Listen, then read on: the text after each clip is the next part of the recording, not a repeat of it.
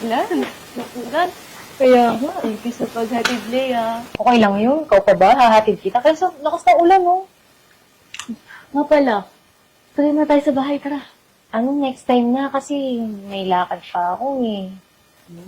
Okay, ano na lang. Let's hang out na lang this weekend. Saturday ba? Kasi tuwing Saturday lang ako per day. Kasi sa Sunday, lagi kami nagsisimba ng pamilya ko. Every Sunday kayong ganyan?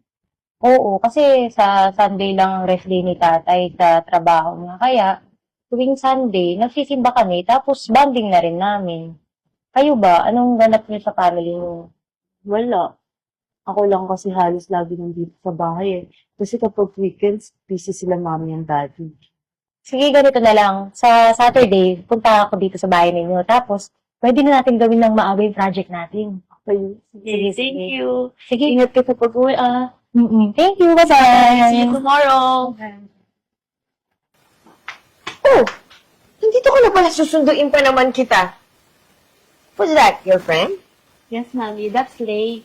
Ang friend ko. Nga pala may pupunta siya dito bukas sa bahay. Gagawa kami ng project. Ah, okay. Tiga saan siya? San Andres daw po. San Andres? As far as I know, wala naman exclusive subdivision doon ah. More or less, puro squatter. Ano ang work ng parents na?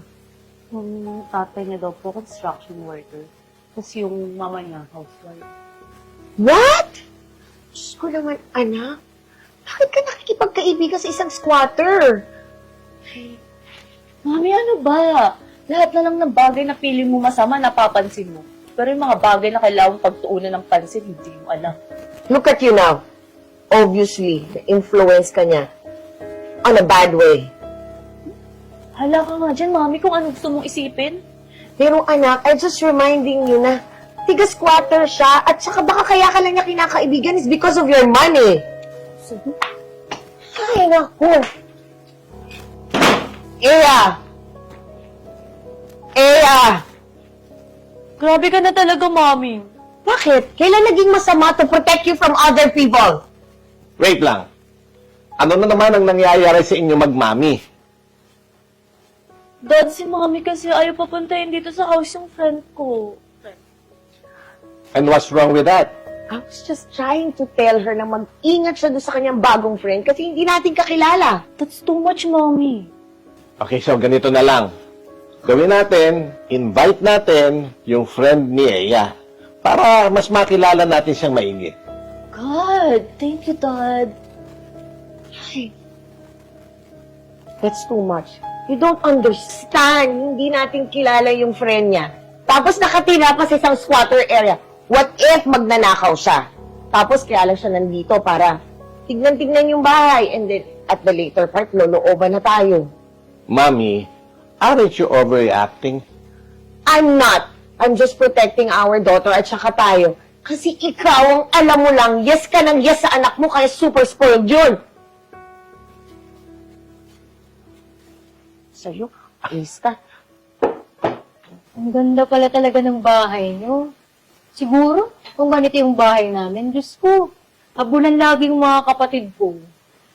Ang ganda nga, pero puro ako lang naman yung laman. Lagi kasi wala sila Mami at Daddy. Nga pala, ano yan nila mo? Ito ba? Mga order sa akin ng mga customer ko. Idadaan ko na lang mamaya, kaya dinala ko na din. Para saan?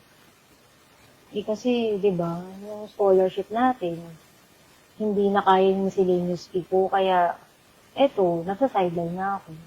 Hala, gusto mo tulungan kita? Uy, ano ka ba? Hindi naman bagay sa'yo magtinda-tinda ng mga ganito, no? Well, you okay lang. Tara, kita tayo sa kwarto. Tara? Hoy! Ano ginagawa mo dyan, ha? Naku, halika dito! Halika! Halika nga dito, ha? Huwag kang aalis dyan, ha? Diyan ka lang! Ano na naman nangyayari dito? Bantayan mo yan, ha? Pupunta ako sa kwarto ko. May iche-check lang ako, ha?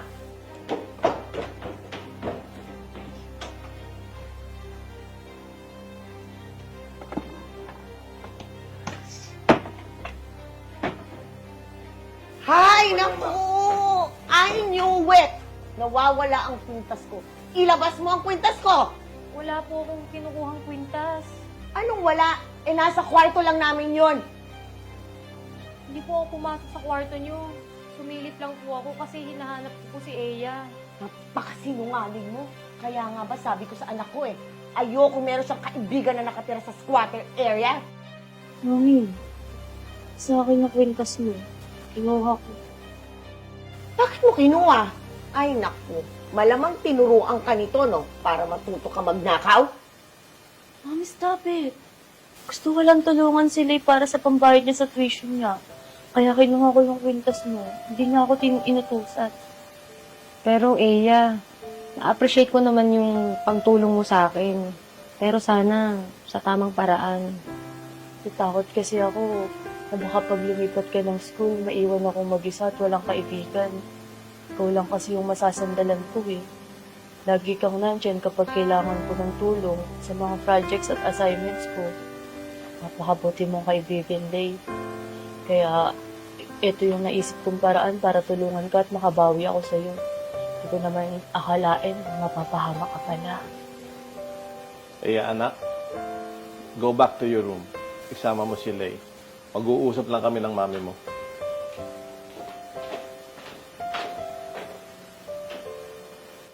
Lay, Iha, may sasabihin daw sa'yo si Mami Ray.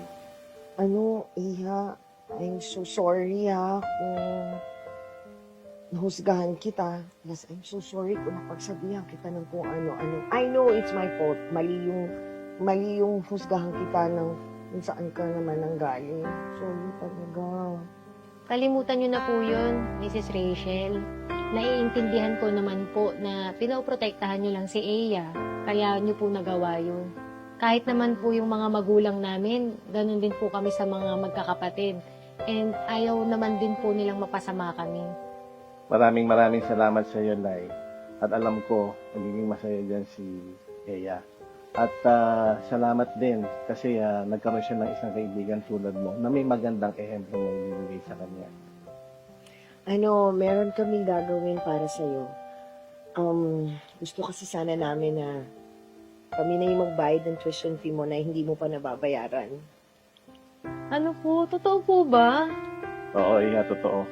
Alam mo, tanggapin mo na. Kasi alam namin na itong maliit na bagay na ito ay talagang sasaya ang anak namin si Eya. Sobrang laking tulong po nito para sa amin. Thank you po. Salamat. Thank you, Salamat sa Mami, inyo. Daddy. Salamat din.